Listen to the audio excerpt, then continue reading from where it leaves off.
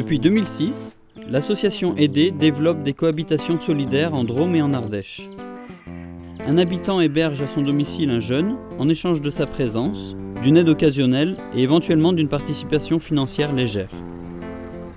Sandrine Laval, coordinatrice de l'action, accompagne les hébergeurs et les hébergés de la rencontre à la cohabitation.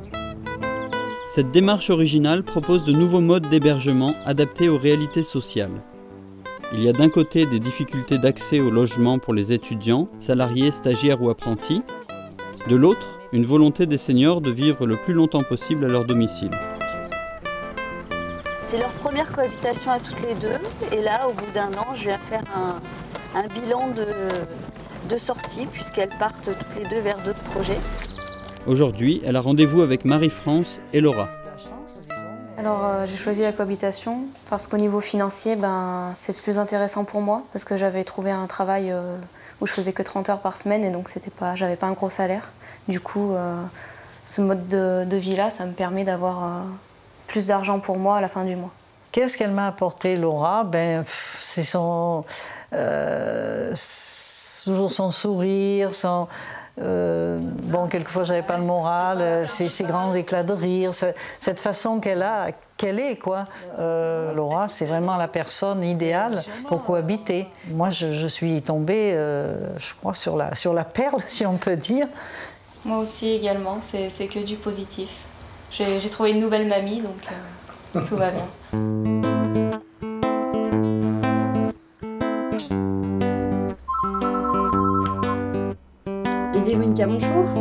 Alors sur une année, à peu près, là par exemple cette année, là on en est à peu près à 150 appels, demandes, des gens qui demandent un hébergement. Donc sur la Drôme et aussi un petit peu l'Ardèche. Chercher un hébergement sur quel secteur? Valence, à partir de quand? Après, ces demandes sont surtout par période, on va dire. Donc il y a beaucoup de demandes en juin, juillet, août et septembre.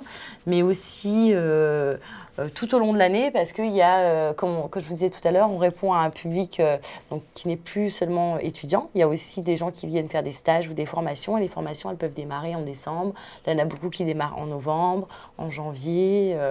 Donc en fait, au début de l'action, on a expérimenté les cohabitations essentiellement sur la vallée de la Drôme, ce qui fait qu'on a le plus gros pourcentage d'hébergeurs et de cohabitation qui se situent dans la vallée de la Drôme. Mais au fur et à mesure, on commence à avoir donc des hébergeurs à Valence et puis toute l'agglo de Valence. Et puis après, en Ardèche, on a des propositions d'hébergement et des cohabitations autour de la Mastre, Privas. Et puis là, on essaye de capter aussi des hébergements plus en milieu rural en Ardèche.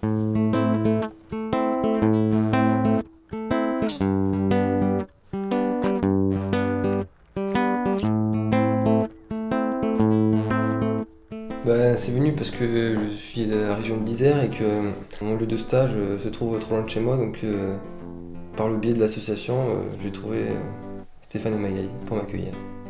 Donc l'accompagnement, c'est vraiment le cœur de cette action, qui est l'accompagnement individuel autant de l'hébergé que de l'hébergeur, pour bien comprendre le projet de chacun.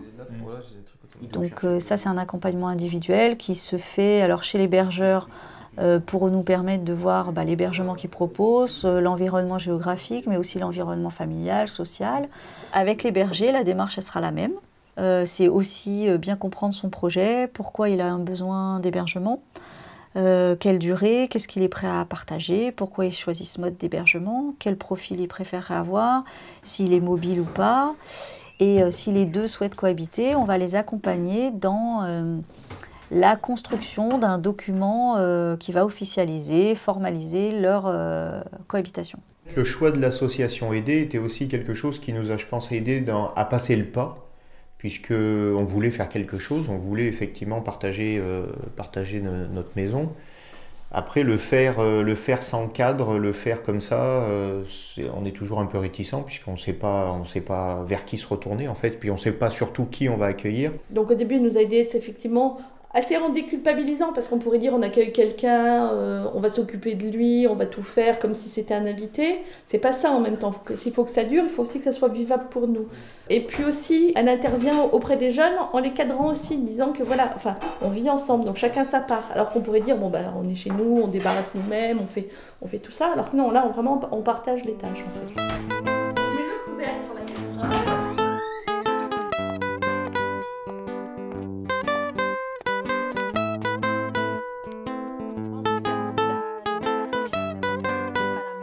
Depuis 6 mois, c'est un rituel, un face-à-face intime. Emilienne, 93 ans, seule depuis le décès de son mari, partage 3 soirées par semaine avec Cynthia, une étudiante. Je suis contente d'avoir quelqu'un, parce que toute seule c'est bien long. Hein. Ah oui, ça fait du bien, puis de parler un peu, ça me fait plaisir. Il y a une grosse différence d'âge, on n'a pas la même mentalité, pas la même culture, mais je retrouve cette relation que j'ai eue avec ma grand-mère. Voilà. Depuis le début de son stage au cœur de la Drôme, Cynthia occupe donc ce studio dans la maison d'Emilienne. Elle ne paie pas de location, mais en contrepartie, elle veille sur la vieille dame. Ça fait déjà 3 fois que je vous ai vu, 3 fois que je vous vois rire avec le sourire. Donc je vois bien que ça change quelque chose dans votre quotidien. Il ne suffit pas de mettre ensemble les personnes, il faut aller voir sur place si ça se passe bien, si chacune se retrouve dans la cohabitation et dans ce qui a été décidé. La cohabitation, c'est vraiment ça, c'est des espaces qui sont partagés. Des espaces de vie, mais des espaces de temps, des espaces de génération. Je dirais qu'on se fait beaucoup moins de soucis. Hein. On sent qu'elle est plus sereine, ça la rassure vraiment. Ça lui permet de rester chez elle, mais au départ, c'était surtout une compagnie. Il lui manquait une présence. Elle disait qu'elle avait presque peur, la nuit, toute seule. Maintenant, c'est un besoin. Hein. Pour elle, c'est vital. Hein. L'association Aider est située à Eure, dans la vallée de la Drôme. Jusqu'à maintenant, le dispositif était réservé aux grandes villes universitaires. Dans la Drôme et en Ardèche, il rend le territoire rural attractif pour les étudiants et stagiaires et propose une alternative aux maisons de retraite. On n'est pas contre les maisons de retraite, on est bien un complément aux maisons de retraite, une solution autre qui est des fois complémentaire, c'est-à-dire qu'une personne va peut-être aller en maison de retraite quelques temps et puis après veut revenir à son domicile. Et l'hébergement, enfin la cohabitation peut lui permettre ça. Donc voilà, c'est vraiment une complémentarité. L'action Cohabitons en Drôme-Ardèche favorise le lien social entre les générations, répond à la fois à des besoins individuels, mais aussi à des enjeux de territoire. Aider est aujourd'hui connu et reconnu par les pouvoirs publics pour le développement de son dispositif d'accompagnement.